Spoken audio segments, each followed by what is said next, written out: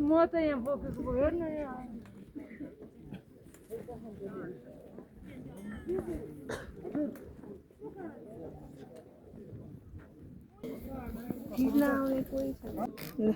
यहाँ म हुन्छु कि यता